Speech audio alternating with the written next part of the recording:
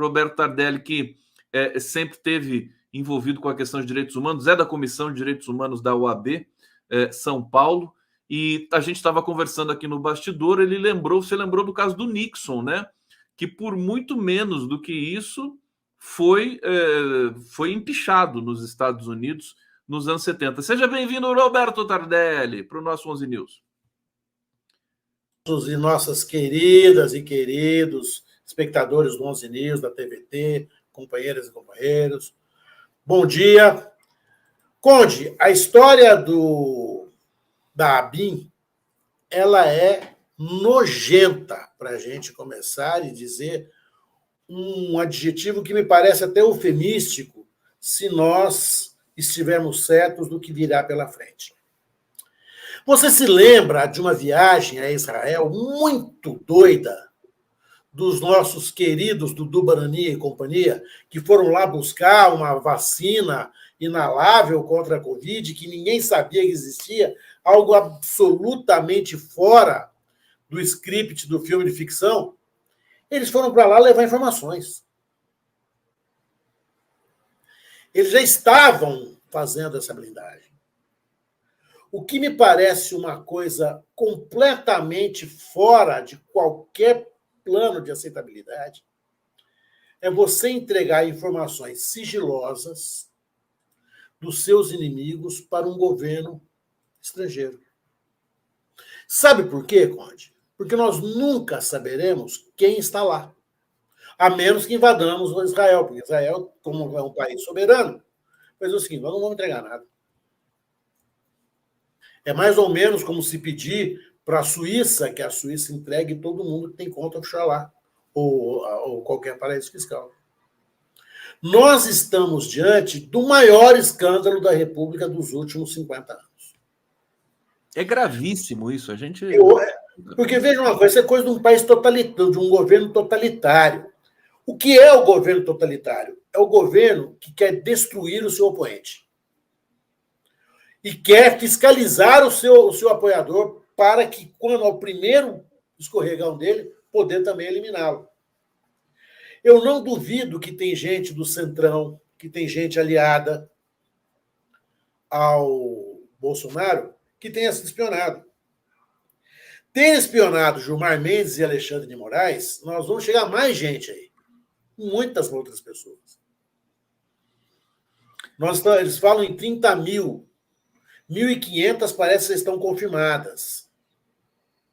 Falam em 30 mil. Se falam em 30 mil, tem muito mais. Você pode multiplicar isso por 10. E mais, por que você faz isso? Por que ele fez isso? Por que ele criou, ele se apoderou da ABIN dessa forma? Porque, querido, o golpe do 8 de janeiro veio desenhado desde a posse dele em 2018. Foi uma coisa de última hora. Eles começaram a se armar antes, com que o objetivo é o mais claro possível. Era não permitir que o Bolsonaro fosse tirado do poder.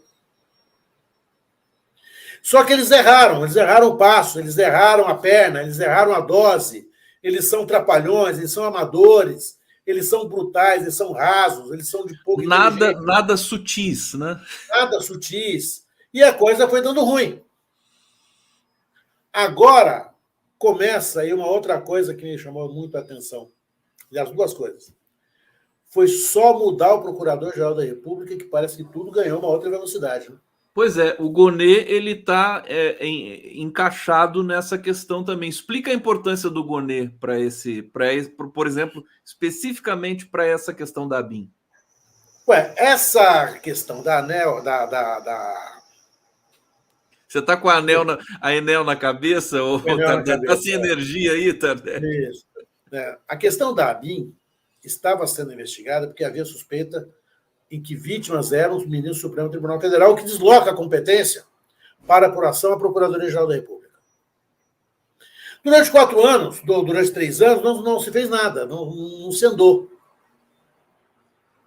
Em poucos meses, nós estamos em menos de um mês da posse do novo Procurador-Geral, muita coisa parece que está aparecendo. Estão surgindo os novos personagens, ou aqueles personagens que ficaram ocultos na novela, certo? Que perdeu um monte de capítulo mostrando o gado no pasto. Agora, a coisa parece que chegou na Casa Grande. Qual é a outra coisa que me chamou a atenção? Você viu a entrevista ontem do Ramagem à Globo News? Eu vi a entrevista, ele estava lá vociferando, e assim como o Carlos Jordi, só para não perder a viagem aqui, eu acho que daqui a pouco ele vai começar a afinar também, porque é sempre assim, né? No começo ele grita, depois. Eu senti, olha, eu tenho 40 anos de justiça criminal, Conde. Faz 40 anos que eu ouço o réu e testemunha. 40. Ouvi milhares de pessoas. Ele está apavorado. Está apavorado. Ele está com medo. Porque ele sabe que a receita bolsonarista é uma só. Frita quem estiver do lado de fora, do quem for posto do lado de fora do busão. Ele já fritou os subordinados dele, para não saber de nada, se alguém fez, eu não fiquei sabendo. E se acharam no meu gabinete, não foi eu que coloquei. Se eu estava no gabinete, eu não cheguei depois. Não, e tem um dado também, deixa eu acrescentar para você, não sei se você viu, ele ficou com os notebooks da ABIN e mais alguns outros dispositivos lá patrimoniados da ABIN. Parece que ele disse que esqueceu de devolver. Mas é algo que você esquece, por favor, Conde. Ora bola, você não vai esquecer 5 computadores que têm informações preciosíssimas de devolvê-los a quem de direito porque você saiu de onde você estava? Quem não esquece isso? Eu esqueci. É a alternativa de quem não tem mais o que dizer. Esqueci. E se alguém me lembrou, não me lembrou na hora que eu estava lembrando, que eu estava esquecendo. Me lembrou depois que eu tinha esquecido. Ele lembrou depois que eu tinha esquecido, continuei esquecendo. Ele chega a ser pueril. Mais outra coisa, ele sabe que a família Bolsonaro o deixará com a brocha na mão. O que o Bolsonaro falou de Mauro Cid? Não sei de nada. Mauro Cid tinha autonomia, ele que pague pelo que fez, certo? O discurso para o Ramagem vai ser o mesmo. Por enquanto, o clã Bolsonaro está dizendo, não, ele era um delegado muito competente, pessoa muito honesta, não está havendo uma perseguição. Não está havendo perseguição. A grande vantagem, o grande mérito dos bolsonaristas, e isso eles sabem fazer, é inverter situações. Eles sempre colocam o agressor na posição da vítima. Quem estava fazendo uma perseguição gigantesca eram eles. Que perseguição pior que pode haver numa invasão clandestina de privacidade? Por que isso Tardelli, deixa eu só pedir licença para você, o seguinte, para explicar aqui para o nosso público, tem algumas pessoas dizendo assim, não entendi até agora essa história da ABIN. Eu vou explicar, é muito simples, viu? E depois o Tardelli também reforça aqui. A Polícia Federal já está investigando, se não me engano, há 10 meses esse caso, né? E identificou um uso ilegal de uma tecnologia, né? Que é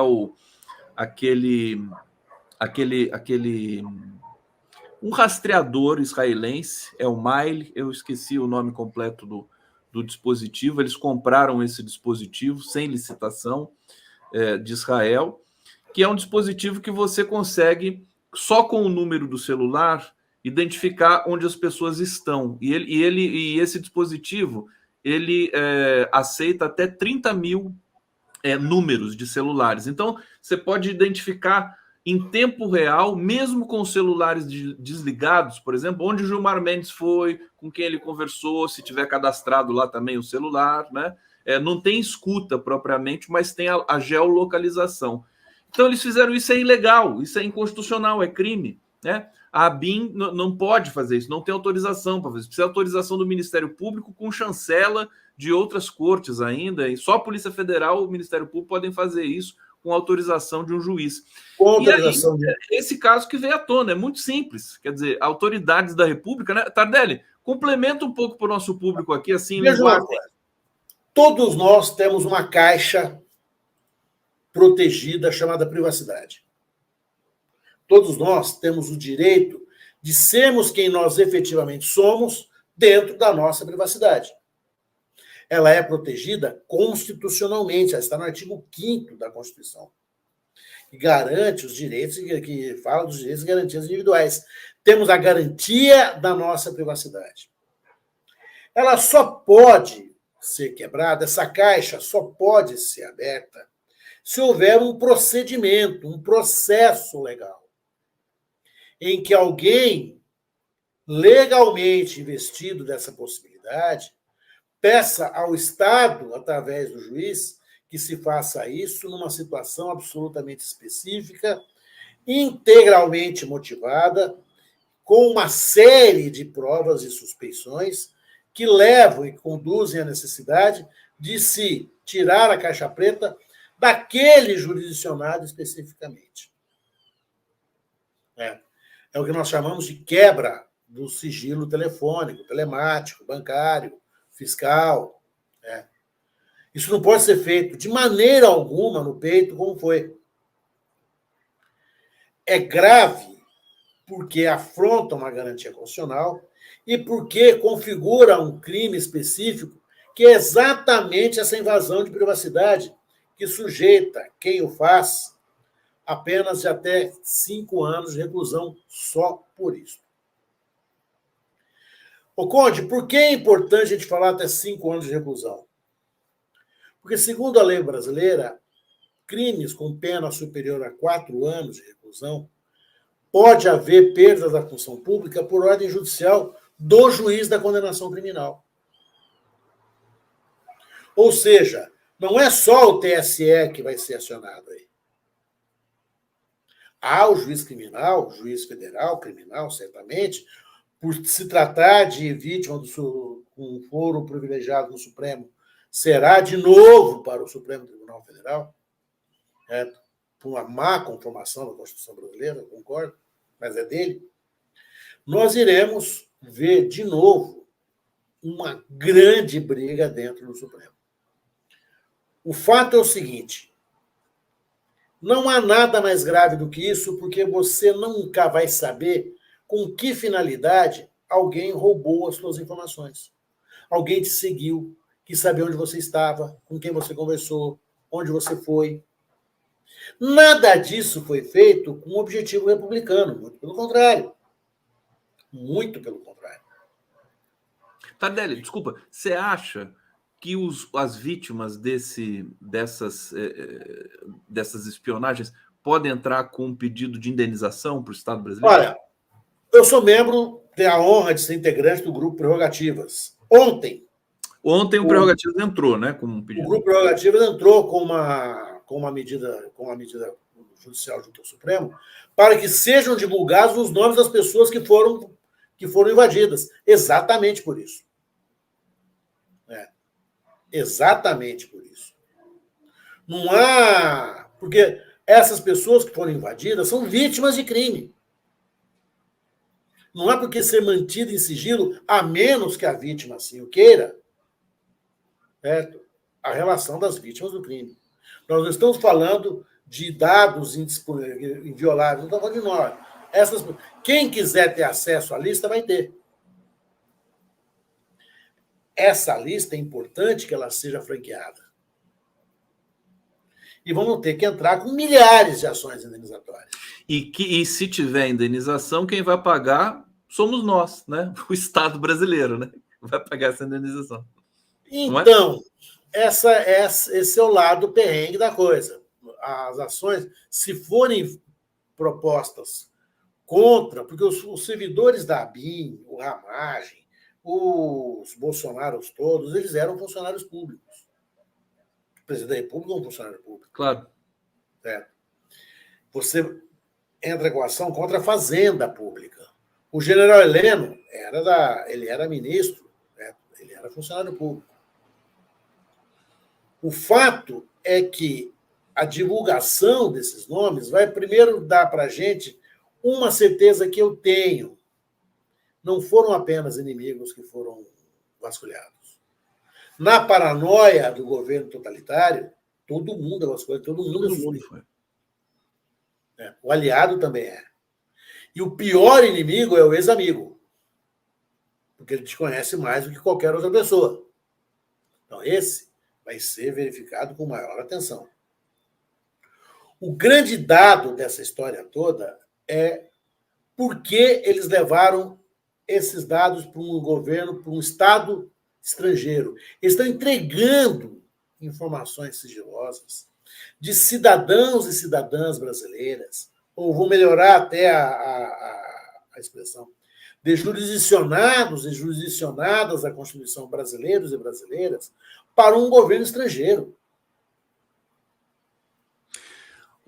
É inimaginável. Você imaginaria a CIA entregar o nome de 30 mil americanos, certo, que ela estivesse perseguindo, ao governo brasileiro?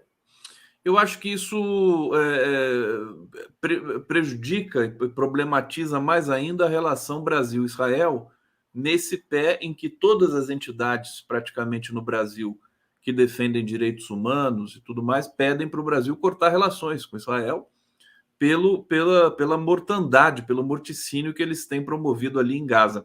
Antes de seguir aqui na nossa resenha tão importante, eu quero trazer a participação do nosso público, meu querido Tardelli. Vamos começar aqui com Marco Aurélio Saraiva.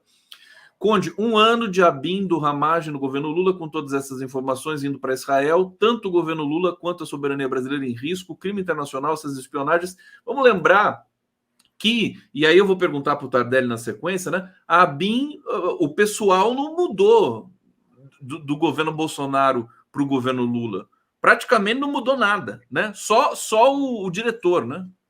Existe aquilo que a gente chama do escalão operacional, né? Que é a turma que toca, que faz a máquina. Isso aí provavelmente não deve ter mudado muito, não.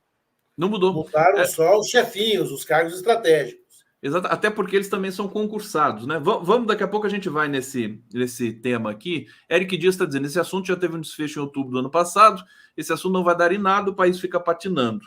O governo deveria pensar em governar. Eu sinto um ceticismo muito grande com relação a tudo isso, inclusive as revelações foram feitas lá da delação do Rony Lessa, no caso Marielle, as pessoas simplesmente não acreditam, são céticas, né? É claro, nós temos um trauma, nós passamos por 8 anos aí de, enfim, golpe, mentira, presidente assassino, genocida, torturador, fazendo apologia a tudo isso aí, e a gente realmente tem um trauma. Você não acha que está na hora de ter uma virada nisso? Quer dizer, a gente voltar a confiar nas instituições, notadamente, por exemplo, na Polícia Federal? Eu acho que essa hora está chegando. Eu acho que mudou. A mudança do Procurador-Geral tem sido nítida, ele tem entregado. Nós temos que ser justos com o Gonê. Ele tem atuado, ele está atuando. A gente sente agora a Polícia Federal andando. Olha, estão batendo nos endereços importantes. Aquele gado que ficou no pasto nos extraindo, aquele gado está lá. Agora estão partindo para quem tem, pegando quem teriam que pegar. O que eu vejo é que é uma mistura muito grande. Quando a delação do Rony Lessa ainda não homologada, eu não levo muito a sério por enquanto. Vamos admitir que ela seja verdadeira. Vamos admitir por hipótese. Pô, um horror. É alguém que pertence ao Tribunal de Contas, querido. O Tribunal de Contas é o maior fiscal do governo que tange a corrupção, a probidade administrativa. É o lugar onde deveriam tomar assento pessoas absolutamente idôneas a demonstrar o grau do comprometimento e o grau do poder que as milícias têm na política carioca. Ou, minto, na política fluminense. Se nós não entendermos o tamanho que foi a revelação, que foi esse nome, nós não vamos compreender nada do que está se passando. Quando vem a Abin, essa história da Abin, tudo está ligado. A história da Abin, o massacre dos Pataxós, a Marielle. Por quê? O que une todo mundo? Une uma certeza de impunidade. Nós vamos mandar isso aqui, ninguém vai chegar na gente. Nós estamos tranquilos. Nós temos aqui no Brasil criminosos orgulhosos. Eu nunca vi, em lugar nenhum do planeta, os criminosos filmarem antes de cometer o crime, como foi o caso dos Pataxós. O que você falou? Os criminosos o quê antes de cometer filmarem. o crime? Orgulhosos. Filmarem. Isso. O Ramagem é deputado federal. Ramagem era um ilustre desconhecido, era absolutamente ninguém na fila do pão de queijo. Eles souberam aparelhar. Quando que nós suporíamos que o Pazuello seria o mais votado no Rio de Janeiro? Agora, você está destacando que o Domingos Brazão ele é conselheiro do Tribunal de Contas do Rio de Janeiro. Então, isso é um negócio, é muito grande o cargo dele. Porque só revela o poder que ele tem sobre toda a política fluminense e mais aquela que pudesse ser informada dali. Porque é um cargo que todo mundo quer, ele é juiz, ele é desembargador, ele tem as garantias do desembargador, ele é vitalício, ele é inamovível. Aliás, Tardelli, inclui a questão do escândalo da BIM ser ter tido também a espionagem da promotora do caso Marielle. Veja uma coisa, eu ia tocar nesse assunto agora na sequência. Por que alguém vai se preocupar com a promotora de um caso que é um caso dolorido para o governo Bolsonaro? Porque alguma coisa naquele caso tem a ver com o governo Bolsonaro, senão não haveria sentido, interesse algum, de saber o que a promotora está fazendo, quem ela é, onde ela vai, com quem ela se relaciona. Não foi ela, o alvo não era ela, a pessoa física, era ela, a pessoa jurídica, pessoa promotorial, quem estava ocupando a função de investigar o homicídio sofrido por Marielle e seu motorista.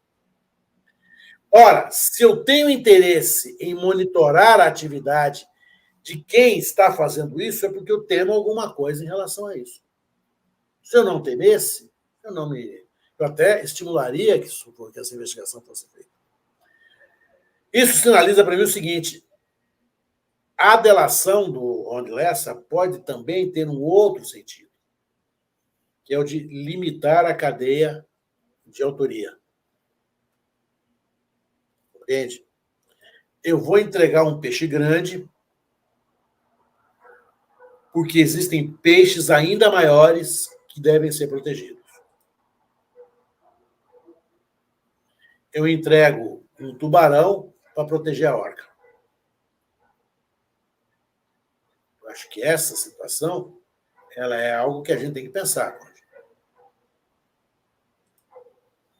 Não é um dado tolo. Quando a promotora do caso Marielle é vítima desse monitoramento, que é praticado dentro do governo Bolsonaro, muito provavelmente, o interesse do governo Bolsonaro exista porque a cadeia de autoria não para no conselheiro do Tribunal de Contas. Mas a delação pode que socorra.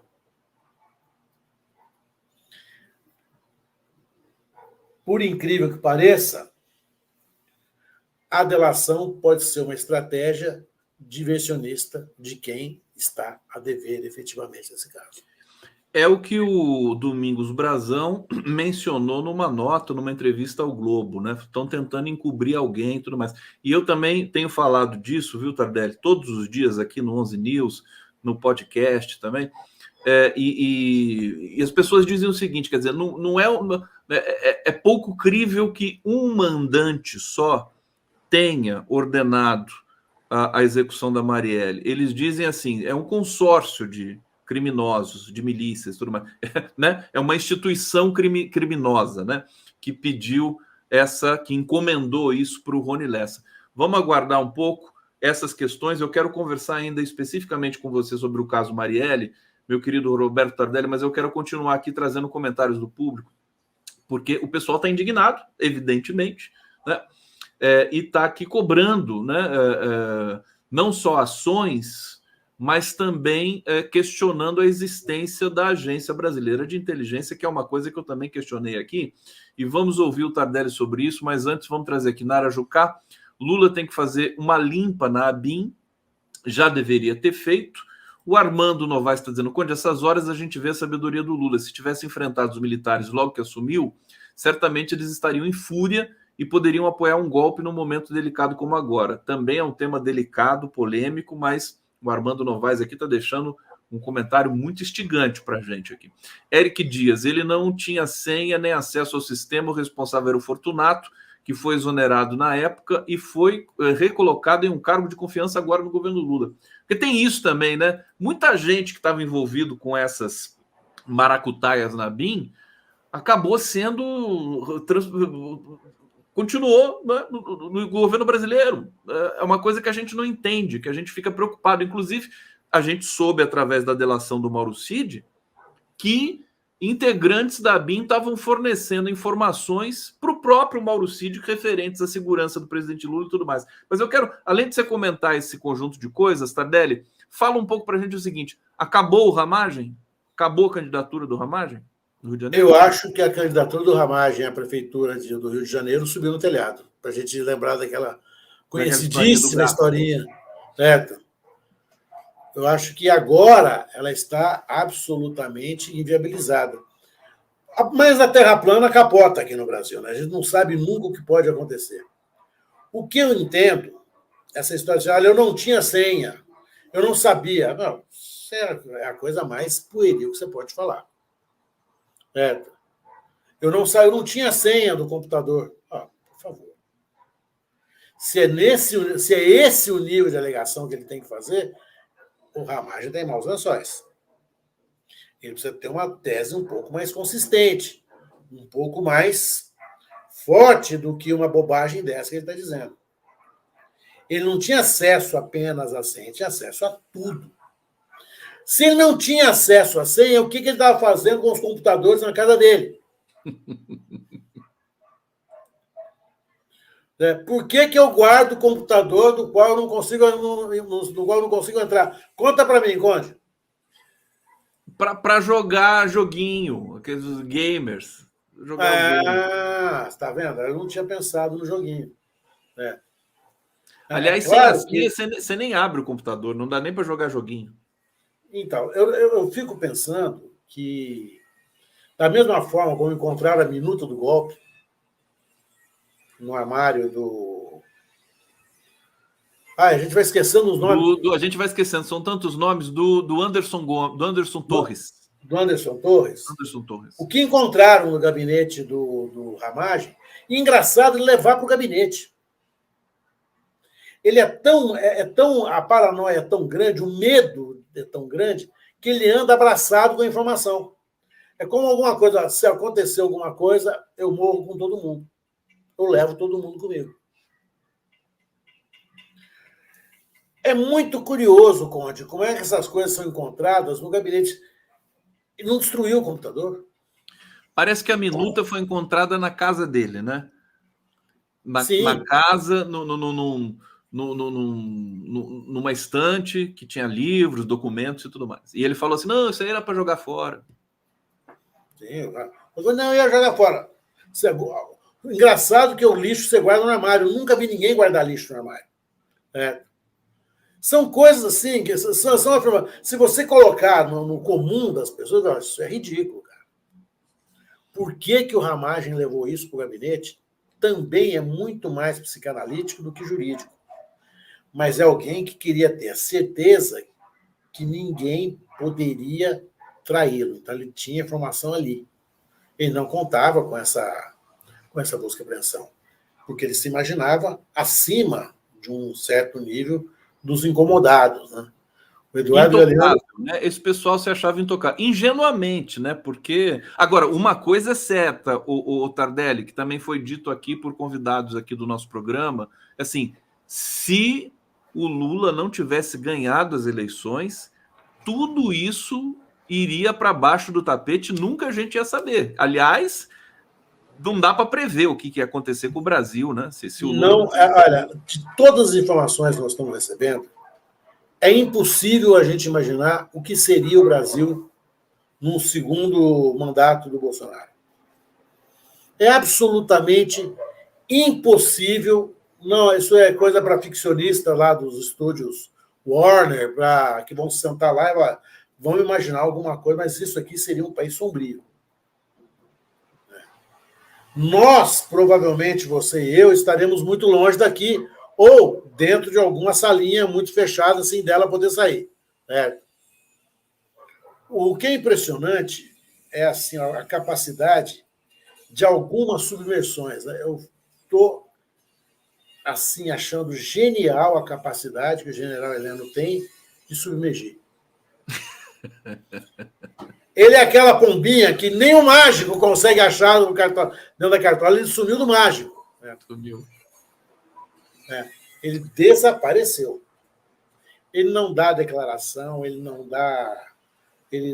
aparece. Não tuita. Antes ele tuitava todo dia. Acabou, não tem Twitter, não tem rede social. É a capacidade de ser, é a tentativa de ser esquecido. Se eu não falar nada, vão esquecer de mim. Se eu nada disser, vão esquecer de mim.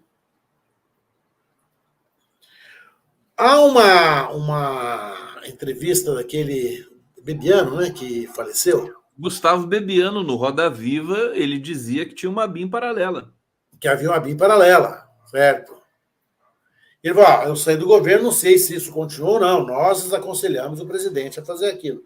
Mas ninguém desaconselhava o Bolsonaro a nada, ele fazia aquilo que ele queria fazer. Na paranoia dele, ele se sentia, primeiro, que sempre isolado, sempre vítima da fúria do povo, e, de outro lado, onisciente, porque ele tinha informação de todo lado, informações clandestinas, informações para as quais o acesso só poderia ser obtido se fosse feito legalmente. O grande dado dessa história da ABIN é que nós agora estamos vendo qual é o risco do Estado totalitário em relação ao cidadão comum a nós. Por que ele guardou essas informações? O que ele pretendia fazer com aquilo? Por que ele entregou essa informação para um governo estrangeiro? Por que ele nos traiu dessa forma? Isso é uma traição. Ele entregar... Imagina o governo dos Estados Unidos entregar informação de americanos para o Brasil, para a Austrália, ou para a França, ou para a Inglaterra. Imagina o que seria isso. Isso é outro crime, né? Quer dizer, além dos crimes de espionagem, de violação dos direitos à privacidade garantidos pela Constituição, tem o crime também de lesa pátria, como diz a operação da Polícia Federal. Tardelli, eu queria que você explicasse, falasse para a gente está chegando ao final aqui da sua brilhante sempre participação aqui conosco, falar um pouco dessa coisa do ceticismo, né? Como é que você está vendo, com a experiência que você tem, o trabalho de apuração disso aí? Eu confesso que daqui, do chão da fábrica, né, de um humilde apresentador aqui do 11 News, eu vejo que as coisas estão acontecendo, que a polícia está trabalhando, e que agora o que faz toda a diferença é que nós temos um governo, né? Bem ou mal, nós temos instituições. O que você diria para o público que está aqui achando que não vai dar em nada, não sei o quê? Você concorda com isso, não? Olha, eu concordaria em parte, porque demorou muito. A delação do Mauro Cid, por exemplo, era para ter dado algum sinal para a gente de que algum bacana teria que cair. Não caiu. Essas informações continuam fechadas. Agora as coisas estão andando. Agora as coisas estão se destravando. Eu acredito que esse ano que se inicia, 2024, vai ser um ano de muitas novidades. Ontem eu brincava com o seu colega jornalista e dizia o seguinte: é impossível para você fazer hoje a pauta do 11 News na segunda-feira. Porque sábado e domingo vai acontecer alguma coisa grave. Certo? Que vai jogar a tua pauta, vai derrubar a tua pauta e, olha, você vai ter que trabalhar com outra coisa. Porque todos os dias está acontecendo. Se está acontecendo, é porque as coisas estão andando. Se todo dia aparece um dado novo, as coisas estão andando. Eu tinha o sonho de ver o Bolsonaro comer um peru do Natal na cadeia. Agora eu mantenho o sonho dele comer o ovinho de Páscoa na cadeia. Dele comer o pé de moleque do São João na cadeia. Mas eu acho que está mais próximo do que nunca esteve. Está próximo e a família também. E você disse que o Ramagem, você sentiu ele desesperado, que é o que a gente sente também, né? O Carlos Jordi também, que foi alvo da Polícia Federal, busca e apreensão. O Ramagem foi alvo de busca e apreensão. Quer dizer, as coisas estão acontecendo. O Jordi quase chorou. O Jordi está apavorado, ele se separou dos amigos. Dos amigos que estão sendo processados. Então, olha, estão processando todos nós. Estava a Carla Zambelli quase segurando o microfone para ele. Exatamente. A cena é impagável. A cena é impagável. A terra plana brasileira, ela capota numa velocidade e num estilo que nós não conseguimos jamais prever. O que virá... Olha, o que vai acontecer hoje, sexta-feira, sábado ou domingo, nós não sabemos. Emoção, a flor da pele, o tempo todo, intermitente. Roberto Tardelli, prazer. Eu tive o prazer, o privilégio, né, de, além desse papo ao vivo aqui, a gente conversou uns 20 minutos aqui em off hoje, e o Tardelli me contou histórias, contador de história. Muito bom, Tardelli. Depois você precisa me contar aquela história lá, que eu fiquei chocado aqui, viu? Obrigado pela presença. Grande abraço. O juízo... Falem comigo no Instagram, me procurem no Instagram, eu sou tão atenciosinho lá. Tardelli, eu vou colocar seu endereço aqui para o pessoal te acessar. Parou, vai. Obrigado, Tardelli. Muito obrigado, companheiras e companheiros. Beijo, fui.